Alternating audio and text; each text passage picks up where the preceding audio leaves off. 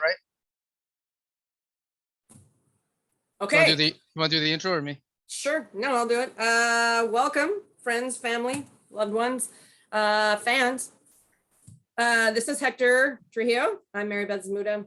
This is our premier inaugural Zoomcast. I'm coining that term. That's mine. For SD Futbol Roundup. No ill will to all the other soccer roundups out there in SanDiego. We hopefully can just be one cohesive family.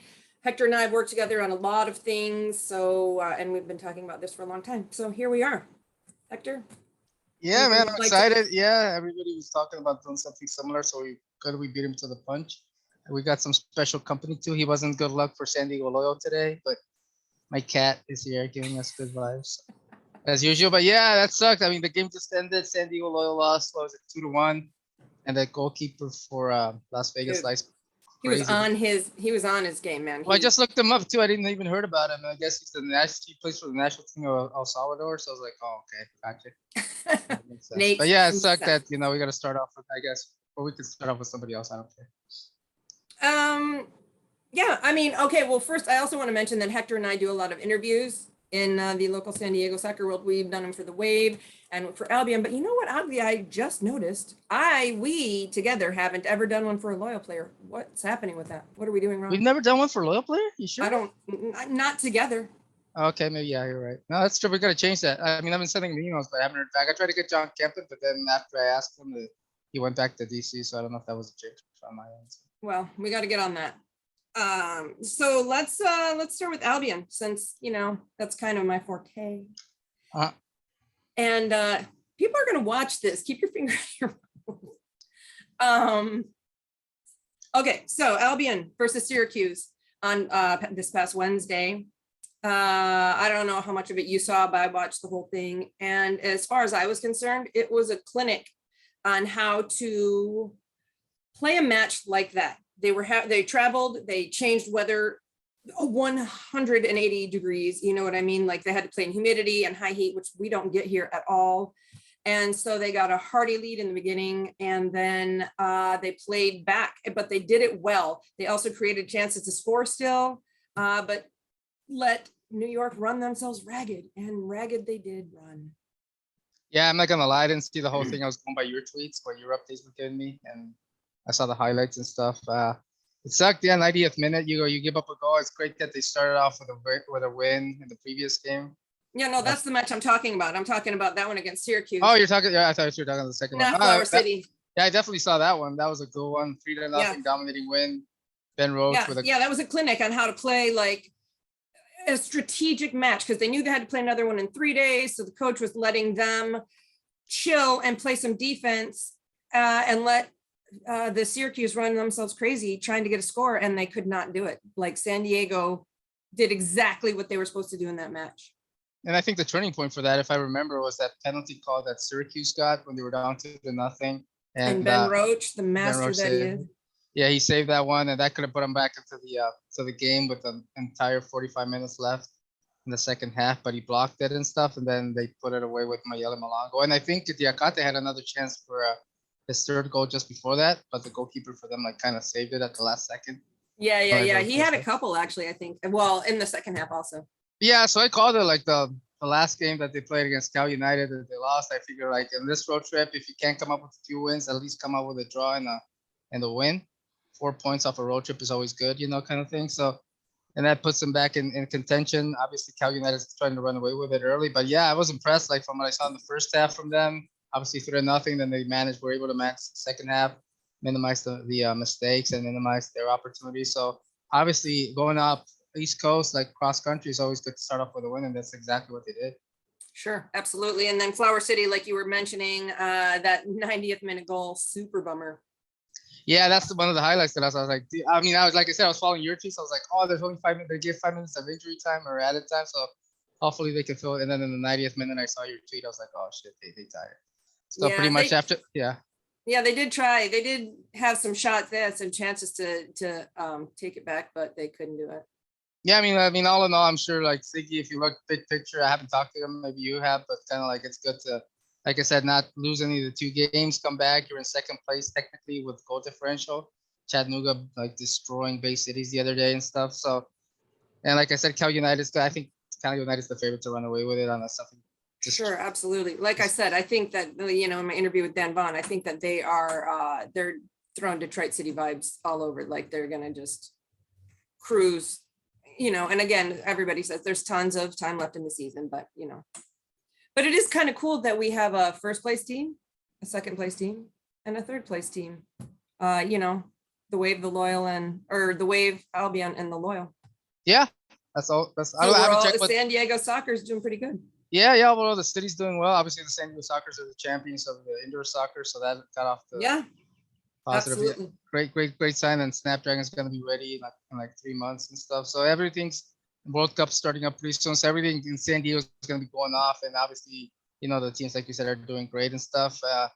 They haven't announced yet, have they? Like Valley United versus Albion yet, right? The reschedule. They did reschedule, yes, and I have a sort of insider on that, and they're taking a solid month off, he said. And you know, their goal is to keep the season and not fold. That is what they're working very hard to do. So, you know, I cannot divulge my source, but it's a reliable source. So, oh, that's good. Yeah, that's good. But yeah, there was something else I was gonna say, but I forgot. No, let's go. Yeah, let's go. Are you ready to go? Yeah, let's do it. What do you want to talk about? You want to talk about the Wave? Let's talk about the Wave. Let's get the bad news out of the way first, too. Like okay, sure. We can do the Loyal. Yeah, I was gonna say we can finish off with the cherry on top of SanDiego Wave, but yeah, so that sucked, man. I mean, like, that penalty save, like that guy like blocked it, and then the minute after that, that was golazo, like the goal of the year by Guido, Alejandro Guido, like scoring that bomb from long distance. And I thought after that, they're going to control the match. Dude. I was like, no, Las Vegas is better this year. I looked them up at the standings, and they've had some close games that they've lost too. So I'm not sure if they're technically in like playoff positioning, but SanDiego Waves, 15 games in now, 3rd or 4th place kind of thing. But they got some big games coming up, and they can't give away points at home and stuff. And obviously, those ones that they've given up in the previous games, where they gave up late goals, the one against Oakland, and there was another one there too. So. Yeah, one of those things. I'm interested to see what Landon has to say. I don't know if they posted the post-game comments from the players or coaches, but yeah, man, at home it sucks to lose, especially on Father's Day, dude. Everybody's got the Father's Day. Yeah, and that crowd was huge, over 5,000 people in there. And it was hot as hell. They gave them like a couple of like player breaks for water and stuff. But yeah, Vegas is like not technically a rival. Everybody talks about Phoenix Rising being the ultimate rival for SanDiego Loyal, but Vegas keeps playing like this. You can't look them over because I know they got another game with them, at least one left in the season. So yeah, I got to get those points at home, and I'm not even sure who they play next, but it's kind of those things that they started off red hot, and now they're like kind of being inconsistent the last few games. Hopefully they can pick it up, you know? Yeah, absolutely. Do you know what their injury status is like? Not really. I mean, I know Guido came out of the game for a few minutes, but then he came back in. I mean, I didn't notice. I know Basel had like a pretty good game. He had a shot there that got blocked. Another one of those great blocks from Romero. But I haven't seen anything. Did Charlie Adams play? I don't think he played. Did he play? Is he on the? No, and Adams played. I don't remember which one. Yeah, I didn't see much of Charlie Adams. If he was on the pitch or not. So I know Kyle Adams like ran into. There you go, Kyle. Yeah, he ran into Elijah Martin, almost hit him in the nuts and stuff, and he was down for a couple of minutes. But yeah, man, it sucks, man. It definitely sucks losing games at home. If you're gonna lose them at home, at least lose them to like the top. I haven't even played Colorado Switchbacks. They're the best team in the Western Conference. That one. Well, yeah, and then Vegas did have that keeper on loan. Like that was a contributing factor for sure, because it is not like they didn't have chances. They had chances, and they were good chances. So yeah, that Kel Jennings guy that scored, he was with LA Force, dude. I've looked him up. He's got like 14 goals from this season. Yeah, that's what I mean. They had the chances. That keeper was just penetrable. You couldn't get past him at all.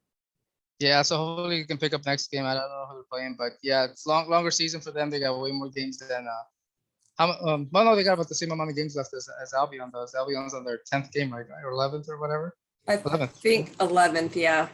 So that means they got. Well, yeah, and that was and plus we got the Independent Cup coming up. Theoretically, we have a match on the 23rd, but I haven't heard anything about that. Yeah, no, Cal United's not playing that tournament. I don't know why, but pretty much, I don't know if they're playing at home or not. That'd be cool to have another game here, but at the same time, 26 game season, that's long enough as it is. I understand like You want to get the vibes of the Independent Cup. They played them last year, right? Oh, was that the Legends Cup or the Independent Cup they played last year? No, they played the Independent Cup. That was the craziest cup. That was crazy. Yeah, I remember they played LA Force, right? They beat LA Force. Yeah, we beat them, and then we lost to Magia, and then they played Chula Vista in what I couldn't even describe as a stadium. It was barely somebody's backyard. Yeah. There was no clock, no anything, but that match ended up as a 4-4 draw, and Albion was down 3-0 at the half. So it was pretty intense. Yeah, I'm looking up SanDiego right now, actually. So they got Indy 11 at home on Saturday, and they got the champs Orange County after that at home. So these are two big. This is like game one of a 3-game homestand that they're playing. So hopefully they can come up with wins in the next couple of games, especially against Orange County. Orange County's not playing well this season. Like they got a lot of players that are gone or like injured, or whatever. So they're like horrible. And yeah, hopefully if they can get these next 2 wins at home, they can get back, because they got Colorado after that, the best team in the conference on the road. So that'll be like the game of the season right there. And that's a rough one too, because not only is it on the road, but that altitude, that'll get you. Oh, they're playing at Mile High. Is that where they play? My house. Either way, anywhere in Colorado is going to be higher altitude. Yeah, that's true. I mean, so, and I lived in Salt Lake City for a long time. Altitude makes a huge difference. Yeah, conditioning is going to be huge there. So we'll see how it goes, man. Hopefully they can pick it up. And like I said, I'll be on second place on goal differential. And we have a good drive. So. Yeah, and it sucks that we don't have the match against Valley United on the 24th. So, I mean, a break is good, but I think playing on the 23rd could also be good, because you don't want to not play also. You know what I mean? You want to keep that vibe going. Yeah, especially you're across country like they were for the last couple of games, maybe like get their feet under them, practice like for a week, maybe not have 3 weeks off like they did a while ago. They didn't play for 3 weeks. So yeah, like I know Ziggy Kortowski, head coach, he prefers to play matches. He prefers to not have too much of a break, just because it's mental also as well as physical. That's true. So that's where they're at. And like I was saying, we haven't talked about the best team like today, right? It was SanDiego Wave. Dude, that match was, that match was interesting. And you were at the post-match thing. I was there too, quietly skulking. But, Coach Stoney said, she was proud of her ladies, but, she was not pleased with their performance. Though they won 3-0, it's not reflective of actually what happened on the pitch. They struggled a little bit. Yeah, and Gotham had a couple of chances in the first half. One of them hit the post, and another save by the goalkeeper for SanDiego Wave, Kaylin Sheridan. Yeah, she actually was pivotal in keeping them at a clean sheet. Yeah, exactly. So I could have gone either way, like inch here and inch there, or like an offside call. But I'm glad Morgan's playing out of lights out right now. 11 goals, in 10 games, like her best. We've already broke her record of 10 goals in a season, and it's only like 10 games in. Right.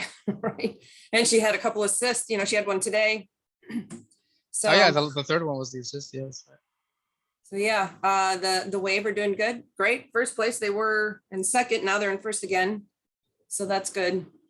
Yeah. And, Portland looked ridiculous though. I think there's the 3 teams like they're like trying to separate themselves. It's Wave. Portland won 6-0 today or something like that. Ridiculous.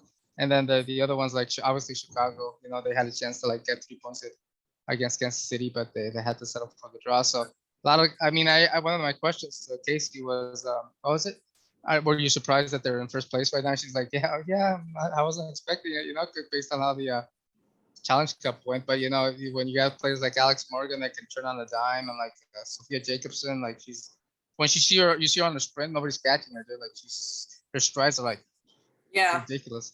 So yeah, man, I'm impressed. I'm surprised, and I'm glad they're doing great this season. It's definitely a vibe having both of those teams loyal and SanDiego Wave in the Torero Stadium. Yeah, absolutely. So that's pretty much the wrap up we have right now, right? Because as of right now, but what I kind of wanted to add, and I meant to say it at the beginning also, is that hopefully, we can expand this, and this will get a little more polished looking, I'm imagining.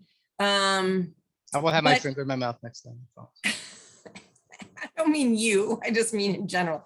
But maybe a little more interactive. Maybe, once we do get some fans, interactive, participation, and also get some interviews maybe during the show. And maybe even possibly start covering like the breakers. Is that what's the other in the WPSL? Oh yeah, the strikers. Yeah, they're playing Strikers. good, right? Yeah, First yeah. place of their division. Hopefully, I even brought this up to their coach, Ray Talia. He was in the soccer for a long time. Maybe like an Well, yeah, exhibition. and the soccer's, well, they're off right now. But then also we've got what's the team? We have a team in the UPSL also. Oh yeah, that was someone that Tony Sanchez covers. I forgot their name. International, Internacional, or something like that. I can't remember their name either. But There's a bunch of soccer. Yeah, there's a bunch of. Yeah, there could possibly be added because if we're going to cover SanDiego football roundup, we can't just narrow it down to 3. Yeah, pro strikers teams. will be down. I know Ray's all about having us, even though they're not pros. UPSL, WPSL is amateur stuff, but they're playing great. They're in first place. They've only lost 1 of their first 9 games since last year, so it's kind of he'd be all down to have players on. That's awesome. Yeah. So we can start covering, a little more stuff like that. But this is our first one. We just broke it off. Had to get it done. Tore the Band-Aid off. Here we are. So we're going to post this. It'll be on YouTube.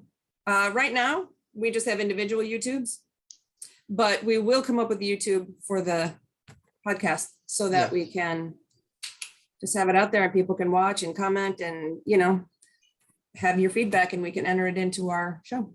Casey Stoney, call us. I want you to be our first guest. Casey Stoney. Okay. That's a good one. I don't think that's going to happen. Let's get Jill Ellis. I mean, if we're shooting, If we're shooting, right, let's exactly. get Jill Ellis. Let's do it. Let's go for it, man. And Landon, let's aim high. But we do need to get a loyal player. That's I feel left out. I'm still not sure we haven't, but maybe you're right. Maybe we've done it. Yeah, I haven't. But anyway, so we will get that done. This is our first episode, and we're going to say adios.